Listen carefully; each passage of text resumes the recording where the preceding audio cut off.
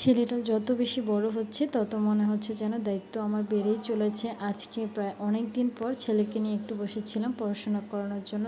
তো তার আগে কি কি কাজ করেছি সেটাই আপনাদের দেখাবো। অনেক দিন হয়ে গিয়েছে হচ্ছে আমাদের পানির যে ফিল্টারটা থাকে, প্রায় 1 মাস হয়ে গিয়েছে এই পানির ফিল্টারটাকে পরিষ্কার করা হয় না। আর এটা এত নোংরা হওয়ার পরও আর এত পুরনো মডেল হওয়ার পরও আমরা কেন এটাকে ফেলে দিচ্ছি না, তারও একটা কারণ আছে, সেটা আমি একটু পরে বলছি। একটু ব্যস্ততার কারণে আমি ঠিকঠাকভাবে হচ্ছে ভিডিওগুলো আপলোড করতে পারছি না, ভিডিও করতে পারছি না। সে ব্যস্ততাটা কি সেটা অবশ্যই বলবো, কিন্তু প্রথমে হচ্ছে আমি ফিল্টারটার কথা বলে নিই। 1 মাস হয়ে গিয়েছে, আর যেহেতু এটা পানির মধ্যে থাকে এই জন্য লালচে ভাব হয়ে গিয়েছে। কেউ আবার খারাপ কোনো কিছু বলবেন না আর কি। আর এটা এত পুরনো মডেল হওয়া সত্ত্বেও এটাকে কেন ফেলে দিচ্ছি না, কারণ হচ্ছে এটা আমার দাদা শ্বশুরের স্মৃতি।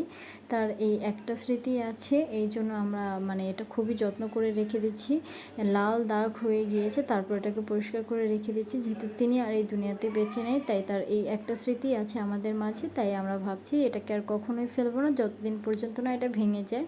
এটার বয়স প্রায় 7 থেকে 8 বছর হয়ে গিয়েছে, কিন্তু তারপরে এটাকে আমরা যত্ন সহকারে রেখে দিয়েছি, কারণ হচ্ছে তার একমাত্র স্মৃতি এটা, যেটা আমাদের মাঝে আছে। তো যাই হোক, এটাকে আমি সুন্দরভাবে ক্লিন করে নিচ্ছি। আর যে দাগগুলো এর মধ্যে বয়ে গিয়েছে সেগুলো আর উঠছে না। আমি যথাসম্ভব চেষ্টা করেছি, আর প্রতি মাসে হচ্ছে আমরা এটাকে ক্লিন করি, কারণ অনেক দিন আগের পানি তো আর খাওয়া যায় না, এই জন্য সুন্দরভাবে ক্লিন করে নিচ্ছি। আর এটাকে ক্লিন করতে হচ্ছে আমি একদম নর্মাল যে ডিটারজেন্ট পাউডার আছে সেটা, আর হচ্ছে ভিমবার সাবানটা ইউজ করেছি। আর এই পানি যাওয়ার জায়গাটাকে হচ্ছে আমি ফিসকিরির সাহায্যে সুন্দরভাবে ক্লিন করে নিচ্ছি। মাঝে মাঝে এটাকে ক্লিন করতে হয়, না হলে কিন্তু জ্যাম হয়ে থাকে। তো তারপর হচ্ছে আমি সুন্দরভাবে এটাকে সেট করে তারপর হচ্ছে এর মধ্যে পানি দিয়ে দেবো। আর কী কী রান্না করেছি সেটাও আমি আজকে দেখাবো। ফুল ডিটেলস দেখাবো না, কারণ হচ্ছে নর্মাল রান্নাবান্না এগুলো সবাই টুকটাক রান্না করেই থাকে, এর জন্য আমি আর তেমনভাবে দেখালাম না। আজকে রান্না করবো হচ্ছে চিংড়ি মাছ ভুনা আর হচ্ছে ডাল। চিংড়ি মাছ ভুনাটা আমাদের প্রায় রান্না করাটা প্রায় হয়েই গিয়েছে। অনেকে হচ্ছে আমাদের ফ্যামিলিতে চিংড়ি মাছ ভুনার থেকে ভাজাটা বেশি পছন্দ করে, এই জন্য ভুনাটা একটু অল্প করেই করা হয়েছে। আর কিছু চিংড়ি মাছ রেখে দিয়েছি হচ্ছে ভেজে খাওয়ার জন্য। আর এদিকে হচ্ছে ঘন ডাল রান্না করা হচ্ছে।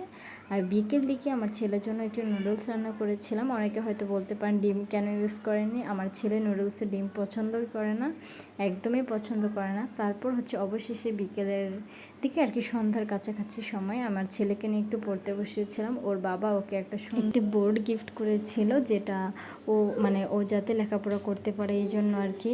কিন্তু এখন ওর যা বয়স তা কিন্তু লেখাপড়া করার মতো একদমই প্রযোজ্য নয়, কারণ হচ্ছে মাত্র 20 মাস বয়স। তারপরেও আমি মাঝে মাঝে ট্রাই করি ওকে নিয়ে একটু পড়াশোনা করতে, যাতে এখন থেকে টুকটাক অভ্যাস হয়ে যায়। আর বাচ্চারা কিন্তু এখন পড়াশোনা করতে একদমই পছন্দ করে না, অনেক ছলা বলা কৌলে কৌশলে তারপর ওদেরকে একটু পড়তে বসাতে হয়।